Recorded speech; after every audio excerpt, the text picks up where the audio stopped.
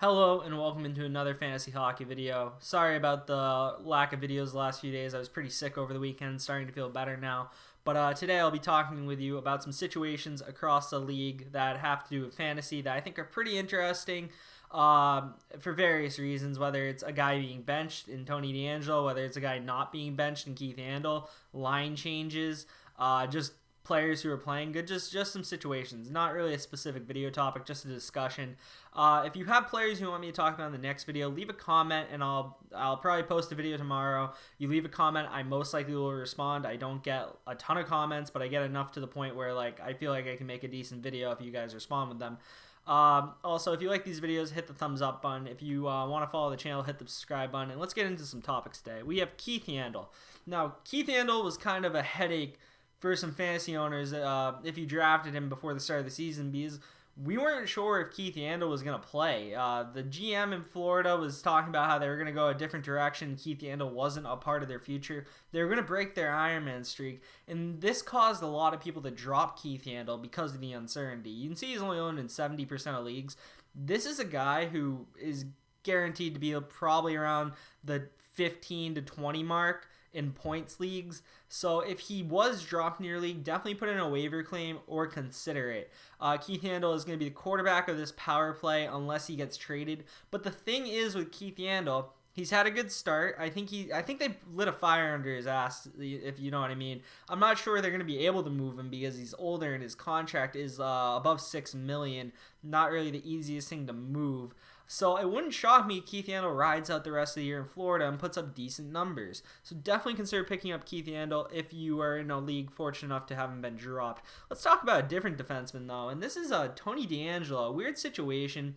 Got an unsportsmanlike conduct penalty. Didn't have the best first game, and then Rangers head coach Dave Quinn, decides to bench him for 2 straight games, which, I got the first one because, I had a little bit of an episode in the first game from what I heard. I didn't get to see that game. So, but the second game has me a little concerned, and now they're evaluating whether or not David Quinn's evaluating whether or not he's even going to play on Friday. So this Tony DeAngelo situation, it sees at 81%. In a lot of points leagues last year, Tony DeAngelo was a top 10 defenseman, and for good reason. He's a very talented player. I heavily recommend sitting on Tony DeAngelo for the first 2 weeks before making any decisions, because if he does get reinserted in the lineup, there's a good shot you may regret it. Adam Fox is a good offensive defenseman as well, but I'm not sure he is good enough to unseat Tony DeAngelo if Tony DeAngelo gets reinserted into the lineup. We saw what DeAngelo did last year, so I'm going to recommend sitting on Tony DeAngelo until further notice. If DeAngelo keeps getting benched or he gets put back in the lineup and isn't on the first power play unit, definitely consider moving on from him, but I feel like it's just a little bit too early to cut bait on Tony DeAngelo and drop him, so I'd suggest holding on to him as much as it sucks to do that in a shortened season. We then move on to Gabriel Landeskog, and this one I have to address for the pure fact that Jared Bednar basically decided to start the season with Gabriel Landeskog on the second line, and after one game, he abandoned ship on that tactic. In my bust video, I put Landeskog in that because he was going around the 40th mark, if I remember right. And if you're not with McKinnon and Rantanen, you're probably going to be he was going to be a solid player. He just wasn't going to live up to that if he wasn't with them. So I do want to say a little bit of a sorry, I guess, but I'm not really too sorry because it wasn't worth the risk at the time to take Landeskog where he was going, seeing how he wasn't going to be on the line with Rantanen and McKinnon. It was interesting that Bednar decided to start the season with this tactic and then jump ship on it one game. I found that pretty interesting, and you might have been lucky to have Gabriel Landeskog fall to you in the fantasy draft because of this. So if you got that, good to you, because he's probably going to be a top 50 player now that he's with McKinnon and Rantanen, and I doubt he's going to move away from him now. We then move on to Elias Petterson. So far, Elias Petterson, out of the guys who've gone in the top 20, looks to be the most concerning. I believe he was going on average around 17 or 18, and only 1 assist through the first 4 games, I want to say, for the Canucks, maybe 3. Definitely do not panic trade Elias Petterson. Heavily recommend against that. It's early in the season, and why would you get rid of a guy who you drafted that high after 3 games? Well, you obviously don't believe in him to the point where you like, I just don't get that. I received a trade offer today in my league for Elias Petterson. I'm tempted to take it. The trade offer was Pierre-Luc Dubois and Morgan Riley for Elias Petterson. And I think I may do that because Elias Petterson, I think, is going to be just fine. But the reason I include him in this video is because you might be able to get him on the cheap right now because of 1 assist. You may be playing with some people who, panic a little early. So I suggest maybe shooting a trade offer for Elias Petterson on that first line. JT Miller missed the first game or two, so that probably had to do with it as well. The points are coming for Elias Petterson. Don't worry about it at all. Hold on to him if you have him. Don't panic trade him, or try to get someone to trade him to you. We then move on to Tyson Barrie, and this is another one. Don't panic on Tyson Barrie. The Edmonton power play, I believe the other night, I was watching the game. I think it was against Montreal. Yeah, it was. They went like 0 for 8 on the power play, and that is concerning. But I think once this power play starts gelling and they remove Alex Chiasson from it and put Kyler Yamamoto or someone who's a little more offensively skilled, this power play is going to be fine. They weren't first in the league last year for nothing. You're going to regret it if you cut bait with Tyson Barrie this early, or anyone on the Oilers for that matter. You just got to hold on to Tyson Barrie and maybe try to trade for him. We then move on to Jack Hughes and Mackenzie Blackwood. And the reason these guys are in the video is they're only 70% owned and 69% owned. Mackenzie Blackwood has been the best goalie to start the season so far.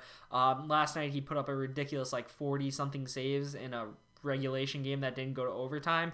I had him in my top 10 going into this season, and not a lot of blowback on that because I think a lot of people who watch these videos understood how good Mackenzie Blackwood is and how good he was going to be this year with no competition behind him from a backup. The backup there is Wedgwood, I want to say. There's no competition. So if you are fortunate enough to be in a league where Mackenzie Blackwood isn't owned, you pick him up immediately and you will not regret it. He was a top 10 goalie last year in points leagues. Jack Hughes, on the other hand, is looking like the superstar we thought he would be. The thing is, these kids come in now at the age of 18, and they're not, like Jack Hughes, not built for the NHL yet. Skill-wise, it's there. But, they're not strong enough to compete on the boards with some of the more established players in the league yet. Jack Hughes looks like he's put on some muscle. Jack Hughes looks like he's taken that next step. And with the talent this kid has, the skating ability, the hands, I would say the one downside of his game is probably his shot. He doesn't seem to be confident in it at times. He's hesitant. He's a pass-first type of guy. But this guy has top 30 potential easily right now if he plays the way he's been playing throughout the first few games. I'm heavily bullish on Jack Hughes. He's not owned in every league, and that's a travesty. I think this guy has a real shot at top 30 after seeing him in the first few games, and I wish I talked about him more going into the season because it seems kind of obvious now, but sometimes things don't seem obvious until they're obvious. But Jack Hughes is definitely someone to try to trade for, pick up, or get him any way you can without giving up too much, of course. We then move on to the next thing, and these are two goalies who are not owned in every league, but I think you're going to see Cam Talbot and John Gibson are two good bad team goalies. The Ducks are not that good. The Minnesota Wild look like they might be average, but both of these goalies have shown so far that they are capable puck stoppers. 937%, a 937 save percentage from Gibson so far, a 926 from Cam Talbot. I talked about Cam Talbot in my sleepers video. I had a feeling he was going to do well in the Wild system because the Wild may not be the highest scoring team, but they're a pretty good defensive team. So I think he's going to be good enough for you to start most nights because he probably isn't going to get blown out that often, if ever. Wins may not be as often, but so far he has 2 and I want to say 3 starts. John Gibson, on the other hand, is just, he's going to have a tough time in Anaheim compared to Talbot. But Gibson's going to start as he's going to be up there in top 5 in starts at the end of the year. He's one of the most talented goalies. He's probably a top 5 skilled goalie in the league. Maybe overstepping with that, top 10 minimum. But the talent is there. He's able to play at a high level. He's going to start a lot. If you're in a points league, John Gibson is a no-brainer to me. Both these guys are only owned in Talbot less than 60%, Gibson less than 70%. If you're looking for goalie help, these are two guys who can definitely help you. We then move on to Josh Norris, and this is a guy only owned in 6% of leagues. I imagine that goes up, and that's not just because he's a talented player, which he is. He was very good in the AHL. He's young too. He's been given all the opportunity in the world here. He got his first NHL goal the other day. He has 3 points in 3 games. I believe he had 2 assists in the first game, went without a point in the second game, and then got a goal in his third game. The opportunity is just there for him. He's first line center on the power play.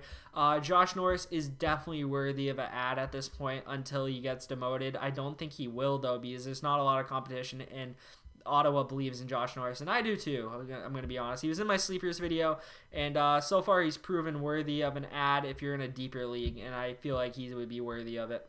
We then move on to the last person to talk about, and that's Patrick Hornqvist. One of the situations I was monitoring at the beginning of the season was who's going to be with Barkov and Huberdeau. And then they split up Barkov and Huberdeau, but one thing that's very important to note is that Hornqvist is on the first power play here, and in 2 games he has 3 goals and an assist.